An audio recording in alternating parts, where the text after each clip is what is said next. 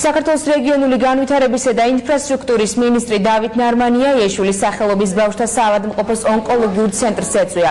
ნარმანიამ ლეიკემიით დაავადებული ბავშვები მოინახულა და საავადმყოფოს ქიმიოთერაპიის პროცესისთვის მნიშვნელოვანი სპეციალური დანადგარი ინფუზომატი გადასცა.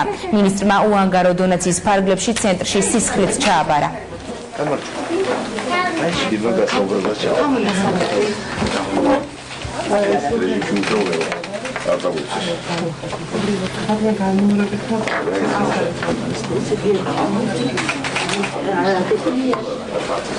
ჩვენ პერიოდულად ვეხმარებით ცენტრს იმისათვის, რომ ამ ბავშვებს შევისუბუქოთ მდგომარეობა და რაც შეგვიძლია მაქსიმალურად მოუდგეთ მხარში, როცა ჯერ კიდე კონფერენცია ჩავატარეთ რამდენიმე თვის წინ კომპანიები, რომლებიც ღებულობდნენ მონაწილეობას, მათ ვთხოვეთ და საწევრო რამდენიმე კომპანიამ გადმორიცხა ამ ცენტრში და სწორედ ამით შევიძინეთ ეს აპარატი, რომელიც მნიშვნელოვნად დაეხმარება ამ ბავშვებს. ძალიან დიდი მადლობა მინდა ვუთხრა მინისტრს და სამინისტროს დროიანად, იმიტომ რომ ეს არ არის პირველი შემთხვევა.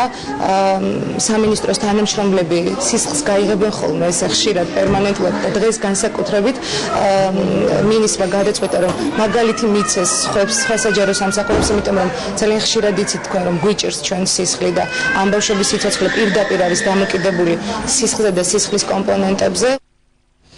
რუსეთის